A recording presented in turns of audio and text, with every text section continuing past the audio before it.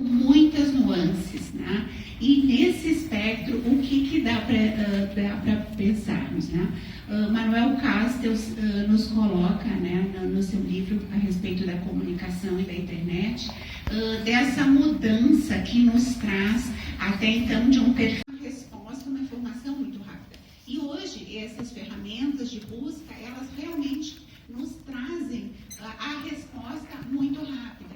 Mas para você pensar, para você exercitar, principalmente a questão da formação jurídica, você precisa de leitura, reflexão. E hoje, muitas vezes, os jovens que já nasceram na área tecnológica, eles querem tudo muito rápido, né? Então, eu costumo dizer assim, que hoje a gente vive quase que uma dissintonia entre o tempo biológico, o tempo da natureza, que ainda pede os seus tempos na mesma escala, né? Então, grosso modo, um bebê ainda continua demorando 9 meses para nascer. Então, os tempos da natureza, os tempos de reflexão, de pensar, de repensar os assuntos, eles continuam exatamente os mesmos.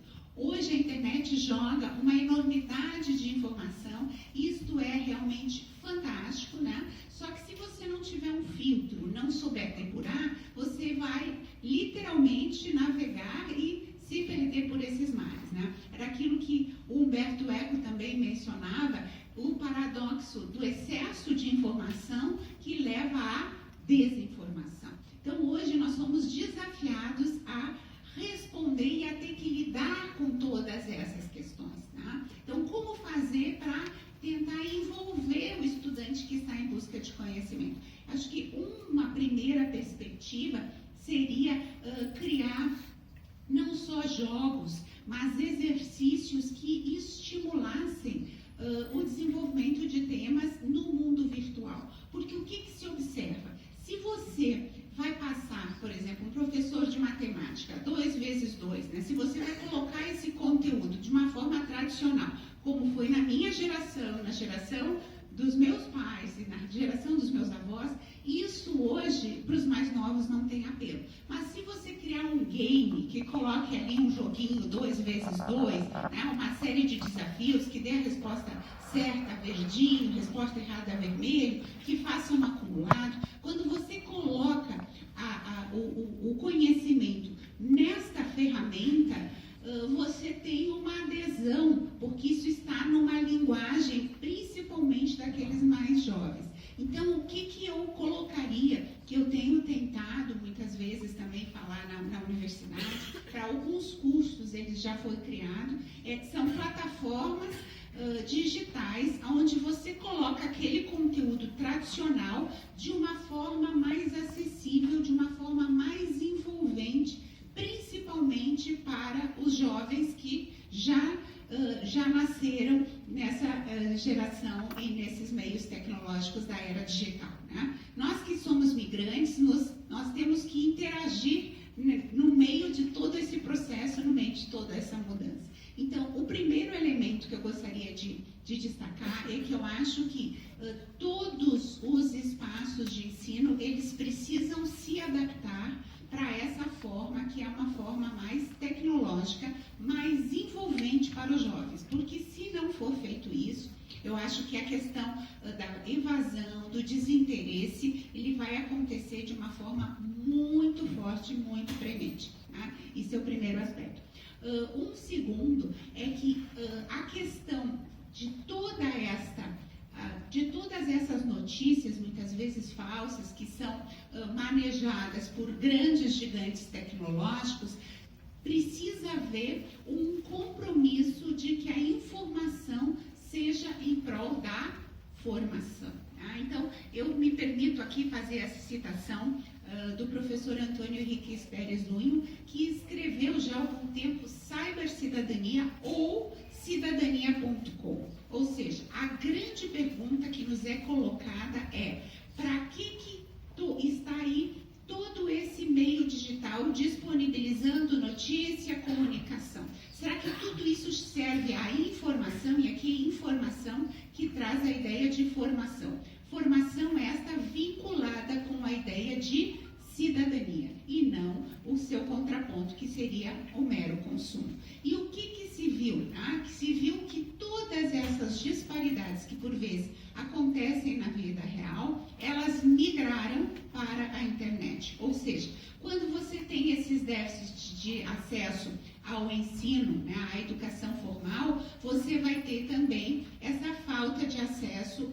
ambiente digital.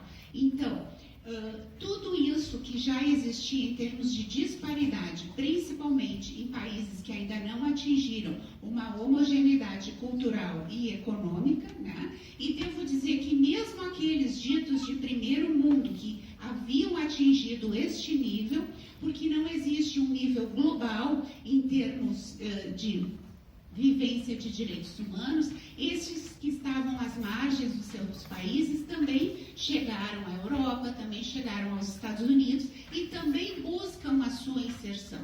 Então, de certa forma, todos os países do mundo hoje são desafiados a construir um nível melhor de educação, e isto em nível global, porque já se viu que na globalização não existe, digamos assim, o outro lado. Hoje as pessoas vêm em busca de melhores oportunidades e por aí fazem muitas vezes algumas aventuras até com risco de vida para que a sua família ou a própria pessoa tenha um nível melhor de vida. Então eu acho que hoje o que se vê no ambiente digital são as disparidades que já existiam no mundo real. E como tentar solucionar isso? Eu acho que isso, como a pergunta é relacionada com direitos humanos, eu acredito que tem que haver um esforço muito grande, não só para tornar atrativo a questão do mundo digital, mas também para que se consigam corrigir algumas distorções, porque senão não vamos conseguir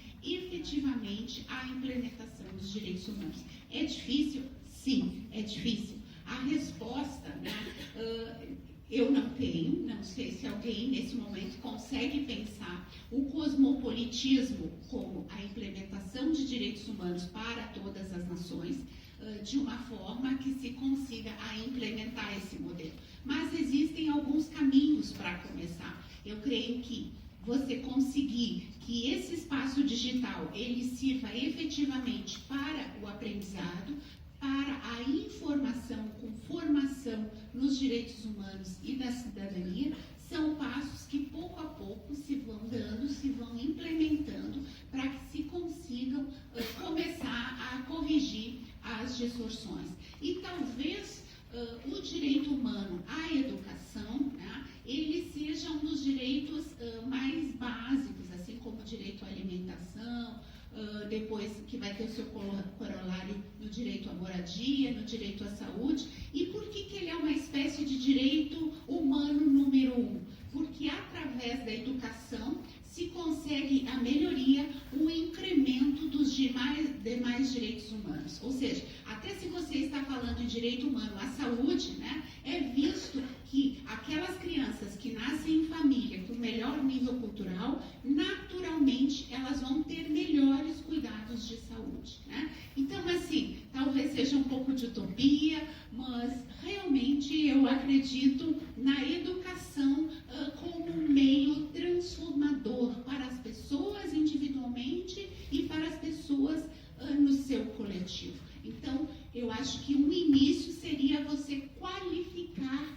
essas plataformas para que a educação seja atrativa àqueles que já nasceram no ambiente digital, porque assim você consegue aproximar a linguagem e tornar mais atrativo o processo de aprendizagem. E feito isso, depois, o caminho que vai se desenrolar em termos de concretização dos direitos humanos. Então, basicamente, são algumas pinceladas num tema que é extremamente complexo.